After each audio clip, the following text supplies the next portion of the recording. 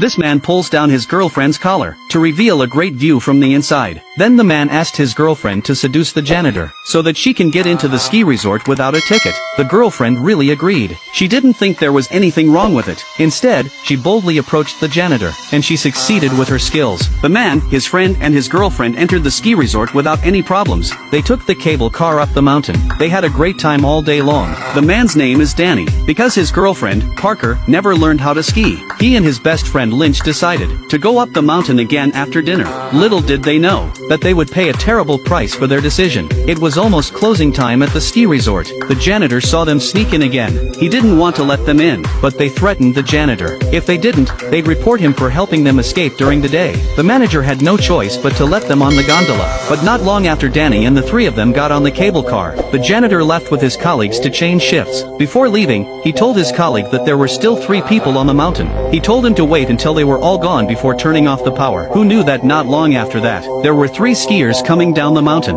My colleague thought they were the people the manager was talking about, so he turned off the power when they left. No one knew there were still 3 of Danny's people on the gondola. When the power went out, they didn't take it seriously. They didn't take it seriously at first. They thought the janitor was offended by their prank, but as the lights went out across the ski area, they realized the significance of the situation. The 3 of them were dumbfounded. They screamed in panic, but the staff was gone. Who could hear them? It was a cold winter day. The ski resort is located far away from the mountain. And what's worse, it's Sunday. The ski resort won't open again until next weekend. That's almost a week. If they don't freeze to death, they'll starve to death. The 3 of them were very anxious. After discussing what to do, suddenly it started snowing heavily. They felt that their bodies were slowly getting colder. The snowflakes on their faces were extremely painful. When they were on the verge of despair, there was a car coming from below. The 3 of them immediately pulled themselves together. They called out for help, but their voices were soon lost in the cold wind. The driver of the car wanted to go up the mountain to pick up his colleagues.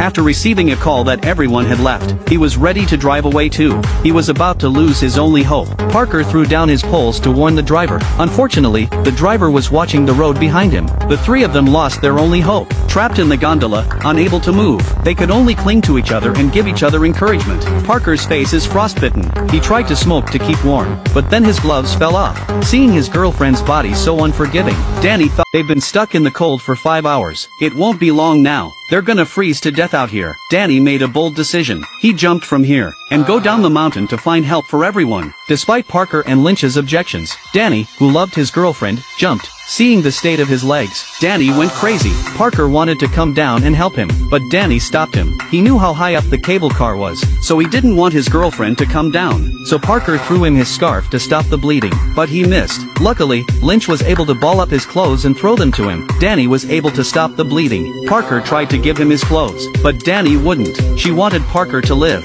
Lynch couldn't bear to see his buddy die. He decided to climb down the gondola to the pillar, and slid down to save him. A wolf's howl shattered their conversation. Danny was terrified. He yelled in panic, trying to scare the wolf away. Lynch scrambled up the cable car on his hands and knees, but the cable car was already frozen with ice. Lynch couldn't even stand up. He quickly slid down. With Danny, he quickly clears the ice from the gondola. The ice was falling. All Danny could do was cover his unprotected face. What he didn't realize was, when he took his hand away, a prairie wolf appeared in front of him. It had a fierce look on its face. It was obviously looking at him like he was food. Danny was so scared, he couldn't breathe. The wolf was about to attack him. Parker dropped his skateboard and chased it away. Danny, who had escaped, was terrified. It's a dangerous place to be in the freezing cold. He's got a broken leg, and he's in the middle of a wolf pack. How can he survive? In order to get Danny out quickly, Lynch finished the ice and started climbing the rope again. After his last experience, he's made a lot of progress. Lynch moved his body slowly. Little by little,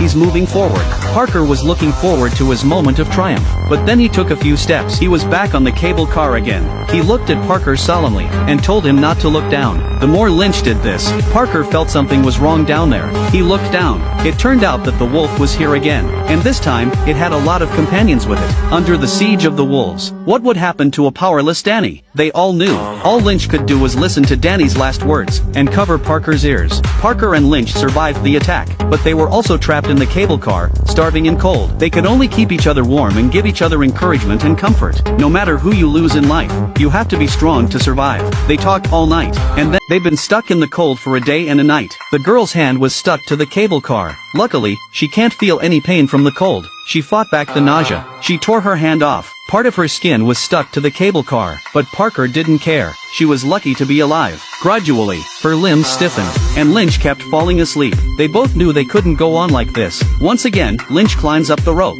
He's trying to make one last effort, but as he struggles, Parker's cable car has a screw loosened. The wolves below reappeared. They watched them, waiting for Lynch to fall. Lynch fought his way up to the other gondola. He climbed up to the other gondola, looking down at the wolves trying to eat him. Lynch quickly thought of a way to deal with them. He asked Parker to throw him the spare pole. Unfortunately, on the rickety gondola, Parker accidentally dropped the spare pole. Lynch had to keep climbing. He finally made it down the pole. He was just about to pick up the spare pole when a wolf came at him and bit him. Lynch struggled. He swung the pole and chased him away. Then he told Parker to go down the mountain and get him help. But as soon as he left, there were several prairie wolves behind him. Parker didn't know if Lynch would be okay. After all, he was having trouble staying alive. Parker fell into a deep sleep. Lynch hadn't come back yet. He was worried that Lynch was in danger, so he struggled to save himself. But the cable car, already slack, suddenly slid down. Parker screamed in terror. Luckily, the cable car landed close to the ground. Parker took a few deep breaths. He let go and let himself fall. But then the cable car came crashing down